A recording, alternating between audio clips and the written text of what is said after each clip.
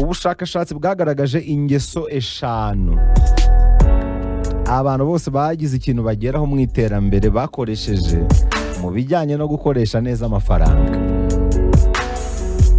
Ni gute udufaranga winjiza twaguteza imbere? Hari inzego 5 binyuramo.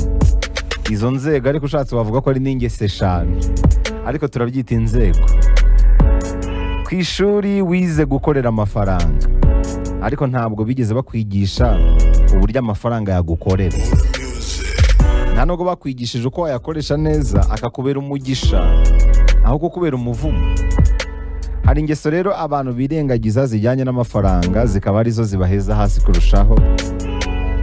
Abantu benshi bahagaze neza mu bukungu nta yandi mabanga bahambaye burya baturusha, ahubwo ikintu baturusha ni utuntu duto bitaho mu bijyanye no gukoresha amafaranga. Muri make ikintu baturusha ni ugukurikiza utuntu duto bagenda bubaka gahoro gahoro mu buzima bwabo bw'iterambere. Utwo tuntu tukazabyara character yabo, iyo character niyo ibageza ku gasongero rero. Muri make babasha kugena amafaranga yabo ajya n'ibiyatwara, akenshi bikaba ari ibintu bibara kandi bibategurira ejo hazaza. Uramutse rero ukurikije izo ngeso z'abakire, ushobora gusanga amafaranga atangiye kukwitwaraho neza kurusha uko yari asanzwe kwitwaraho. Mbere yakunyuraga mu myanya y'intoki uko yiboneye, nawe ashobora guhinduka inshuti yawe ntawamenya.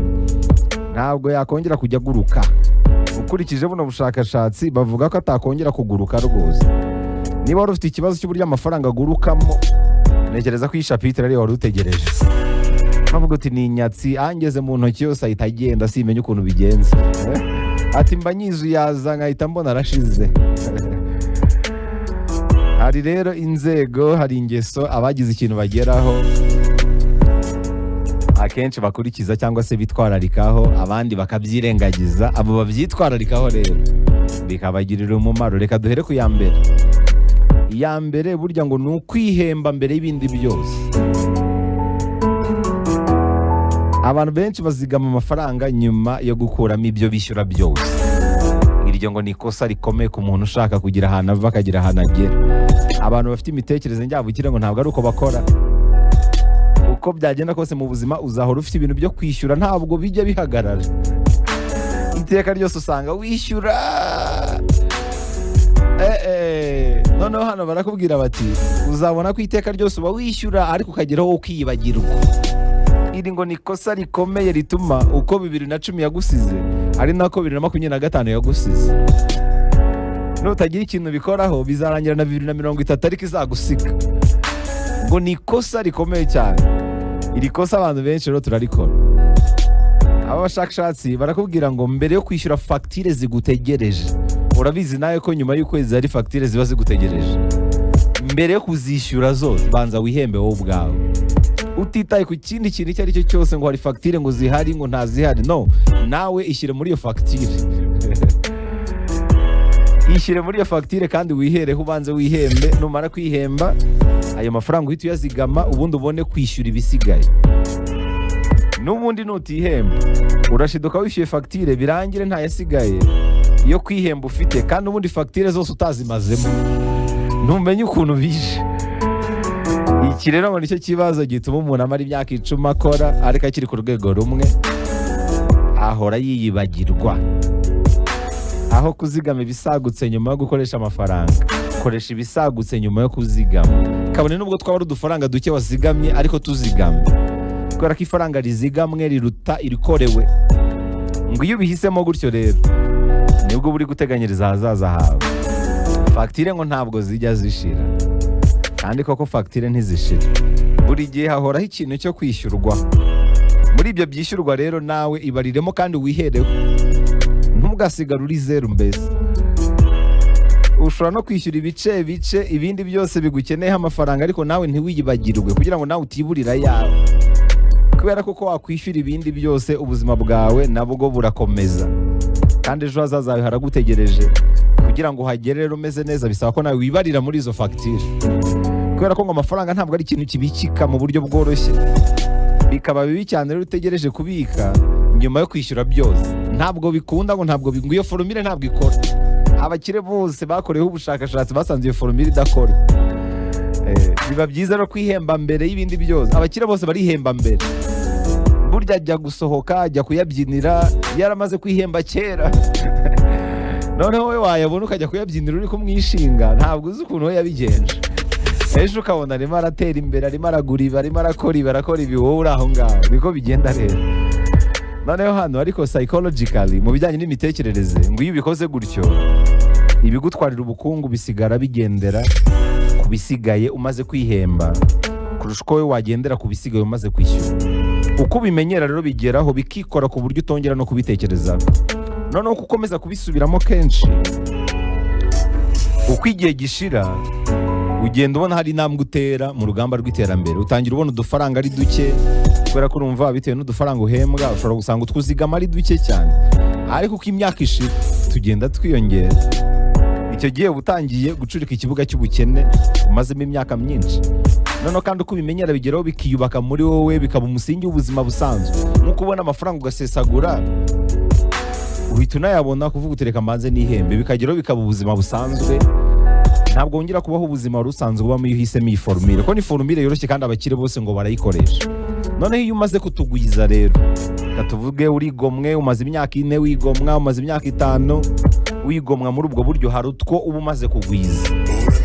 Utwo umaze kugwiza rero turahita dukurikirwa n'iyi ngeso ya kabiri. Ingeso ya kabiri iravuga ngo tuma amafaranga umaze kwizigamira muri icyo gihe umaze akorera andi. Kwihemba ni kimwe, ariko kuyaryamisha kuri banki gusa ngo ntacyo bimara. Mu rugamba rwo gukomeza gutera agatambwe, iyo umaze kwizigamira udufaranga tugaragara bitewe n'ayo wihemba buri kwezi, noneho utangira gutekereza uko yabyara andi. Abantu benshi rero bafata amafaranga yabo bakayarekera hariya gusa, babona andi wenda bakongeraho gutyo, ariko iyo atikoresha ubwayo aba ari kugenda atagaciro. Mu rugamba rwo guhindura ubuzima ngo iri naryo ngo ni ikosa rikomeye. Bashyire ntabwo babikora gutya. Abahanga mu by'ubukungu bakubwira ko niba ugize umugisha wo kugwiza ubwizigame runaka, izi ni inzego zo gukira, ni inzego zo gutera imbere. Noneho niba umaze kugira umugisha wo kwizigama udufaranga runaka, tekereza uburyo ubwo bwizigame bwahinduka imbuto. Ni gute noneho nabiba nkasarura? N'ubundi izi formule musanzwe muzizi, ariko noneho zitondekanyije mu buryo bworoshye cyane ku buryo wabyumva kurushaho. Tekereza ko ayo mafaranga ashobora kuba yabyara andi kurusha uko yaba ari hariya. Hari ibintu ushobora kuyashyiramo bikaba bibyara andi kandi ubuzima bwawe bwakomeje nk'aho nta cyabaye, kugeza igihe hari ibintu bihindutse nyine mu buzima bwawe mu buryo bugaragara. Urugero, ushobora gutangira aka business gatoya, kandi ukibuka gutangiza byibuze 1/2 cyayo ufite. Ntagomba gufata ubwizigame bwawe bwose ngo uhite ubutangiza iyo business. Bakubwira ko niba utashoboye kugitunga inshuro 2 ntukwiriye kugitunga. N'ikintu ugomba kugura ugomba kukigura 1/2 cyayo utunze. Niba ushaka gukora business ya miliyoni 10 birasaba ko ufite ubwizigame nk'ubwa miliyoni 20 n'urugero. Niba ushaka gukora business y'ibihumbi 500 biragusaba kuba ufite miliyoni. Nuko nk'uko iri tegeko rivuga. Uretse na business, ushobora no kugura imigabane muri kampani runaka, ushaka kugura ubutaka bukazakungukira mu bihe biri imbere. Ubwo bwizigame ntabwo bugomba kuguma ahantu hamwe buteretse. Oya, bugomba kubyara ubundi. Fataho ayo ushora mu bintu runaka byarandi. Wagura inzu ugatangira kuzikodesha, wakubaka ugakodesha, byaterwa nyine n'ubwizigame ufite. Ahangaha bigendana n'umuntu ku muntu. Uko niko amafaranga rero abyara andi. Gushyira amafaranga mu bintu bituma abyara andi ni ingeso nziza ituma abantu bava ku rwego rumwe bakagera ku rundi mu bukungu. Kuko amafaranga ni nk'imbuto, imbuto nuzirekera mu mifuka ntacyo zizabyara, ariko nuzishyira mu butaka zizamera zibyara imbuto nyinshi. Gusa mu gutuma amafaranga abyara andi bisaba kubikorana ubwenge nyine, ukareba ikigukorera kurusha ikindi akaba ari cyo ushoramo, ukazirikana ko akenshi hari ibintu ushobora gutwara igihe kugira ngo bibyare umusaruro. Hari ibyihuta, hari n'ibyo ushobora gushoramo bikanga, nabyo bibaho, ugomba kubitekereza. Gusa hano barakubwira ngo ikibara ni uwo muco uba uri kwihingamo. uwo muco wo guhora ushaka ko amafaranga yawe yabyara andi niwo muco abakire bagira wowe utagira. Byakunda bitakunda kubaka iyo ngeso ubwabyo birahagije, mu gihe nyacyo bizageraho bikunda. Upfa kuba wifitemo ubwo bushake, uko imyaka ishira niko iyi ngeso igenda yubaka muri wowe ku buryo ihinduka umusingi ugize ubuzima bwawe. Icyo gihe rero amafaranga atangira kugukorera kurusha uko uyakorera. Hanyuma icya gatatu nacyo kirajyanirana n'ibintu ugura mu buzima bwa buri munsi. Urabona iyo utangiye kwizigama hari ibintu ukenera kugura. Umutego urimo mu bantu ni uko iyo atangiye kugura agura agamije kwinezeza kurusha uko agura agamije ikintu cy'umumaro. Hano rero barakubwira ngo gura ibintu bizaguha inyungu nyuma y'igihe runaka. Kugura ni igice kigize ubuzima bwa buri munsi. Abahanga mu bukungu rero ku kintu kijyanye no kugura hari undi muco utangaje batubwira. Buri gihe agura ibintu ku buryo igihe icyo ari cyo cyose yashaka kubirekura bishobora kuzamusigira inyungu. Nta muntu ufite imitekerereze njyabukire ujya ugura ikintu agamije kwinezeza gusa. Oya, buri gihe yishyura amafaranga yabanje gutekereza mu hazaza.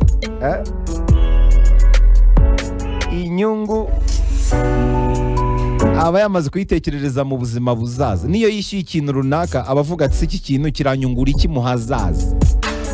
Niyo mpamvu no mu gutagaguza amafaranga ye cyangwa se mu gusesagura amafaranga ye akenshi yatanga ari gutekereza mu hazaza. Ashobora no kwishyura ibintu bituma yiyungura ubumenyi, bimuzamurira urwego, kumuhuza n'ibintu by'umumaro.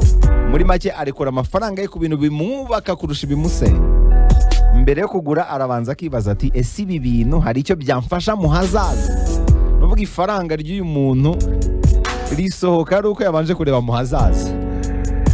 Ni ibintu bituma yiga se, ni ibintu bituma akora neza kurushaho, ni ibintu bituma yihuta mu kazi se, ni igikoresho gituma ibintu bigenda neza kurushaho se. Muri make areba agaciro kurusha igiciro. Yishyura amafaranga ye ku bintu bimufungura indi miryango yo kubyara andi. Muri make gutakaza amafaranga kwe biba ari izindi mbuto zibyara andi. Niyaguze ikimunezeza akigura yabanje kureba mu hazaza. Kwishyura byubaka kurusha kwishyura bisenya. Icyo ni icya gatatu. Hanyuma reka nsoreze ku cya kane, ni ukutaba imbata nanone yo kwizigama. Aka kantu nako abakire benshi mu nzego zo gutera imbere ngo bakagwamo. Kubera iki rero? Nubwo twavuze ko kwizigama ari byiza, ariko nuba imbata yabyo bishobora gutuma udatera imbere. Kubera iki? Aha ni hahandi umuntu agera amafaranga yose asohotse akayafata nk'atakaye kubera ko yabaye imbata yo kwizigama. Mu bijyanye n'ururimi rw'amafaranga, amafaranga akurura andi. Mu bijyanye n'ubugiri n'ubugwiza bisaba ko ugira ibyo urekura kugira ngo ibishya bize. Iyo rero wabaye imbata yo kwizigama ku buryo n'agaceri gataka yumva ari igihombo gikomeye, ngo buri kwica itegeko rya kamere ry'ubutunzi. Niyo mpamvu mu mategeko yo kuzigama urihemba, ariko burya hari n'amafaranga asigara yo gukoresha mu bintu runaka cyangwa se yo gushora. Hari udufaranga uba ugomba gusigaza two gushyira mu bindi bintu runaka. Kubera ko ukuba imbata yo kwizigama uba uri gutoza ubwonko bwawe ko bugomba guhagarika gukura, ahubwo bukita cyane ku kurinda. Ubuzima bwinshi bw'abakire rero ngo bwicwa n'iki ngiki. Kwa kundi umuntu aba ari umukire ariko ntarya ntanywa, arakoboka, aratunara kurusha n'abakozi be. Bazanga umukire aratunara kurusha n'abakozi be ngo ni ikosa rikomeye. Ubu uri gusubiza amafaranga hasi, uri kuyasubiza inyuma, ubu uri kwica ururimi rw'amafaranga. Iki rero ngo ni ikibazo cyo mu mitekerereze. Kuzigama nibyo bihinduka intego kurusha uko amafaranga yabyara andi.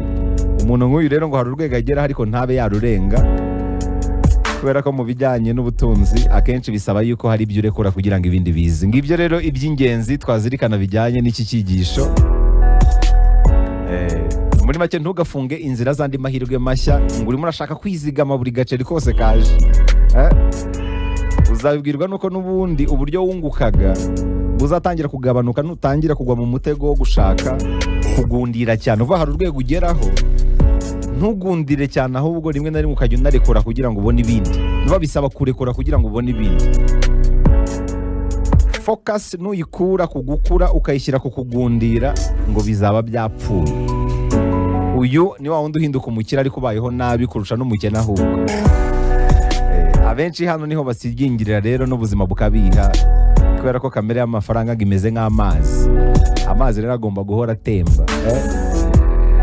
Amazi agomba guhora atemba. Iyo ushatse rero kuyagundira ahinduka ikidendezi, kandi ikidendezi nta buzima bubamo. Ikidendezi kinatera indwara. Iyo ufite imitekerereze rero, hari igihe rwose ngo bikugiraho ingaruka ugasanga n'ahandi wari umaze kugera ntabwo harenze, cyangwa se unasubiye inyuma mu buryo bumwe cyangwa ubundi, kubera ko uba utangiye gutekereza muri negativity, uba utangiye gutekerereza mu mitekerereze mibi. Mbivuze nihuta rero kubera iminota, ariko iby'ingenzi byibuze birumvikanye.